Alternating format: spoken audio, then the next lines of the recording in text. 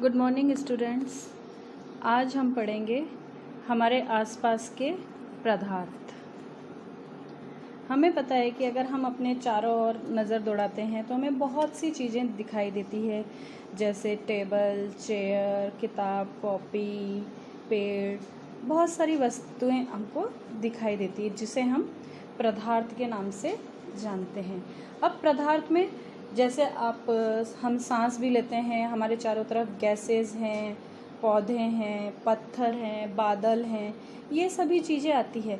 तो हम इन्हें पर्टिकुलर किस नाम से जान सकते हैं। यहाँ तक कि पानी है, रेत है, ये सभी चीज़ें पदार्थ कहलाती हैं। अब अगर हम इन्हीं चीज़ों को देखें तो सबसे बड़ी चीज़ आती है कि पदार्थ क्या है। तो पदार्थ वे सभी वस्तुएं जिनमें द्रव्यमान वजन होता है तथा जो कुछ स्थान घेरती है, यानी जिनका आयतन होता है, वे वस्तुएं क्या कहलाती है? पदार्थ। जैसे रेत, पानी, पौधे, पशु, हर चीज़ जो जिसके अंदर द्रव्यमान होता है और आयतन घेरती हैं, वो क्या कहलाती हैं? पदार्थ। अब हमें पता है कि जो वस्तुएं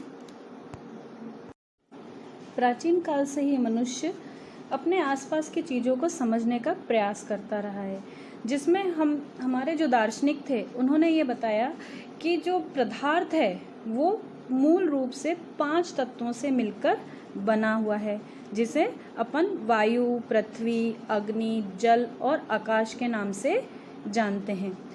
आधुनिक वैज्ञानिकों ने इन सब चीज़ों को, पदार्थ को समझने के लिए, पदार्थ की भौतिक और रासायनिक प्रकृति को समझने के लिए इन्हें अलग अलग प्रकारों के अंदर वर्गीकृत किया गया है। इस पाठ के अंदर हम पदार्थ के भौतिक गुणों के आधार पर पदार्थ के बारे में जानेंगे। पदार्थ का भौतिक स्वरूप अगर हम पता करना चाहें तो भौतिक स्वरूप में मुख्य रूप से पदार्थ के कई गुण सम्मिलित होते हैं। जैसे पदार्थ कणों से मिलकर बना होता है, छोटे छोटे कणों से मिलकर बना होता है। जैसे अगर आप एक छोटा सा चौक लें या किसी पदार्थ का टुकड़ा लिया, जैसे आपने चौक लिया, उस एक चौक के छोटे छोटे टुकड़े करते जाएं तो उसका लास्ट में जो सूक्ष्मतम कण हमारे पास आता है वो क्या है? उसमें भी वही गुण मिलेंगे जो एक बड़े चौक के अंदर थे, और अंतिम जो छोटा सा एक कण है उसके भी वही गुण है कि वह सफ़ेद रंग का है, लिखने के काम में आएगा, और बड़ा चौक है वो भी वाइट रंग का ही रहता है। अर्थात छोटे छोटे से कणों से मिलकर पदार्थ का निर्माण होता है। इसी चीज़ को समझने के लिए हम एक प्रयोग भी कर सकते हैं कि जैसे हमने एक गिलास लिया, उस गिलास के अंदर हमने पानी भरा, उस पानी भरे गिलास के अंदर हम एक चम्मच नमक या चीनी को डालते हैं और फिर उसके अंदर उसको हम घोल देते हैं। चम्मच से आप उसको हिलाएंगे तो वो क्या हो जाएगा? थोड़ी देर बाद वो उसके अंदर घुल जाएगा। तो जब वो उसके अंदर घुल जाता है, वो कहाँ गए? अर्थात पदार्थ के कण इतने सूक्ष्म होते हैं कि वो उस पानी के अंदर घुल गए, वो गायब हो गए। लेकिन उनका स्वाद, नमक डाला है आपने तो नमक का स्वाद, और अगर शक्कर हमने घोली है तो शक्कर का स्वाद उसके अंदर हमें महसूस होगा, जिससे हमें पता चलता है कि पदार्थ सूक्ष्म कणों से मिलकर बना है। अब दूसरा विशेष गुण आता है, पदार्थ के कण अत्यंत छोटे होते हैं और इतने छोटे होते हैं कि उन्हें हम सामान्य आँखों से नहीं देख पाते। इस चीज़ को समझने के लिए हम एक प्रयोग कर सकते हैं। या तो हम पोटेशियम परमैंगनेट लें, अगर आपके पास पोटेशियम परमैंगनेट नहीं है तो हमारे पास होली के कलर्स तो ज़रूर होंगे अवेलेबल, या खाने का रंग होता है, उसका आप एक कण या बहुत थोड़ी सी मात्रा उसकी लेंगे हम, और जिसे हम 100 ml पानी के अंदर, यानी 100 मिलीलीटर या 1 गिलास पानी के अंदर हम घोल लेंगे। अब इस 100 ml पानी में से हम क्या करेंगे? उसमें से 10 ml पानी को अलग निकाल लेंगे और 90 ml दूसरे पानी के अंदर मिला देंगे। फिर जब वो भी 100 ml का घोल बन जाएगा, फिर उसके बाद हम उसमें से फिर वापस थोड़े से पानी को या 10 ml पानी को निकाल कर वापस दूसरे 90 ml पानी के अंदर मिला देंगे, और फिर वापस उसका जो 100 ml घोल बन जाएगा उसमें से हम इसी प्रकार से यह प्रक्रिया की, यानी हम हर पानी में से थोड़ा सा पानी निकाल के उसे दूसरे साफ पानी में मिलाएंगे। तो हम देखेंगे कि जो कलर आ गया था, फर्स्ट पानी का जो कलर था, वही कलर धीरे धीरे, क्योंकि हम उसकी सांद्रता को कम करते जा रहे हैं, दूसरे पानी में मिलाते जा रहे हैं, तो वो दूसरे पानी के अंदर उसका कलर धीरे धीरे हल्का होता जाएगा। काफ़ी लास्ट अंत तक जाते जाते हम जब 8 से 10 बार ये प्रक्रिया करेंगे तब भी अंत में उस पानी का रंग हल्का गुलाबी रहेगा, जिससे कि हमें ये पता चलता है कि जो पदार्थ के कण हैं जो हमने प्रारंभ में लिए थे, वो उन कणों का एक फिक्स साइज नहीं है, वो अंत तक बहुत छोटे कणों में है, वो हमें दिखाई नहीं देते। उस पानी के अंदर अंतिम पानी तक भी हमको उसका कलर दिखाई दे रहा है। यानी अगर हम पदार्थ को देखें तो उसके कण इतने सूक्ष्म होते हैं कि हम उन्हें सामान्य आंखों से देखना संभव नहीं होता। अब हम पदार्थ के तीसरे गुण के बारे में बात करेंगे कि पदार्थ के कणों के बीच में रिक्त स्थान होता है। अब इस चीज़ को किस प्रकार से समझ सकते हैं हम शिकंजी बनाते हैं, चाय बनाते हैं या दूध बनाते हैं। उस चीज़ को माना हमने एक कांच के गिलास में लिया और उसमें आपने दूध डाला, उस दूध के अंदर आपने निशान लगा दिया कि किस स्थान तक आपके दूध आ रहा था, और उसके बाद उसके अंदर आपने 2 चम्मच शक्कर डाली, उसको चम्मच से हिला दिया। कुछ देर बाद हम देखते हैं कि वो शक्कर उसके अंदर घुल गई, और लेकिन जो निशान आपका दूध का था वो निशान उसी स्थान तक रहता है, ऊपर नहीं बढ़ता।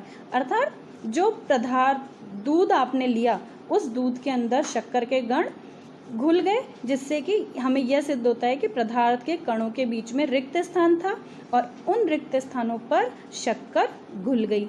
यही चीज़ हम पानी के अंदर रंग को घोल के, शाई को डाल के, इन सभी अलग अलग प्रयोगों से हम ये समझ सकते हैं कि पदार्थ के कणों के बीच में रिक्त स्थान होता है और वो उन खाली स्थानों के अंदर समा जाते हैं। अब पदार्थ का चौथा विशेष गुण आता है कि पदार्थ के कण निरंतर गतिशील होते हैं। पदार्थ के कण निरंतर गतिशील होते हैं, इस चीज़ को समझने के लिए हम एक छोटा सा प्रयोग कर सकते हैं, और हम घर पे भी रोज़ देखते हैं। घर पे हम अगरबत्ती जलाई या मोमबत्ती बुझाई तो उसकी खुशबू, आपको मोमबत्ती की बुझने की गंध बाहर तक आ जाती है, या अगरबत्ती को हम एक कमरे के एक कोने में जलाते हैं लेकिन पूरे घर के अंदर उस अगरबत्ती की खुशबू हमें महसूस होती है। हमें उस अगरबत्ती की खुशबू को लेने के लिए अगरबत्ती के पास तक नहीं जाना पड़ता। इससे क्या सिद्ध होता है कि पदार्थ के कण निरंतर गतिशील होते हैं। इसी प्रयोग को हम एक बीकर की सहायता से या एक गिलास की सहायता से भी कर सकते हैं। उसमें हम 1 बूंद लाल या नीले रंग की शाही डालेंगे और उसको बिना हिलाए सीधा रख देंगे। थोड़ी देर बाद देखेंगे कि धीरे धीरे वो लाल शाही की बूंद पूरे गिलास के अंदर घुल जाती है और पूरा पानी रंगीन हो जाता है, जिससे कि हमें यह पता चलता है कि पदार्थ के कण निरंतर गतिशील होते हैं।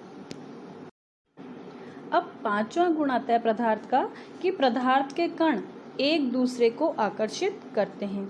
इस चीज़ को समझने के लिए हम एक खेल खेल सकते हैं। इस खेल में हम मानव समूहों की 4 अलग अलग श्रृंखलाएं बनेंगे, जिसमें चित्र में दिखाए अनुसार अपन कुछ छात्रों को या तुम्हारे दोस्तों को समूह बनाकर श्रृंखला बनाएंगे और एक दूसरे के हाथ पकड़ के इस तरह से उनको मजबूती से पकड़कर खड़े रहने के लिए कहेंगे।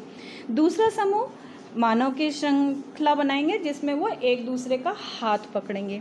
तीसरा समूह केवल उंगली से एक दूसरे को पकड़ेगा। अब चौथे समूह को कहा जाएगा बच्चों के कि वो इन तीनों श्रृंखलाओं को तोड़कर अलग अलग करने का प्रयास करें। तो क्या होगा, कौन सा समूह आसानी से अलग हो जाएगा, पहला, दूसरा या तीसरा? तो हम देखेंगे कि जो समूह केवल उंगली से एक दूसरे को पकड़ के खड़ा था वो आसानी से टूट जाएगा, लेकिन जिसने हाथ पकड़ रखे थे या इस नृत्य करती मुद्रा के समान जिन्होंने हाथ आपस में एक दूसरे से पीछे पकड़ रखे थे, उन्हें आपस में अलग करना इतना आसान नहीं है। तो इससे हमें क्या सिद्ध होता है कि जो पदार्थ है वो सभी अलग अलग प्रकार से बने हुए होते हैं, सभी की संरचना एक जैसी नहीं होती, सभी की पदार्थों की संरचना अलग अलग प्रकार की होती है और इस प्रकार से पदार्थ आपस में आकर्षण बल द्वारा जुड़े हुए होते हैं और एक दूसरे से अलग अलग जुड़े हुए रहते हैं। पदार्थ के कणों के बीच में आपस में एक बल कार्य करता है जिसे हम आकर्षण बल कहते हैं और इस आकर्षण बल की सहायता से प्रत्येक पदार्थ में अलग अलग सामर्थ्य होती है, शक्ति होती है।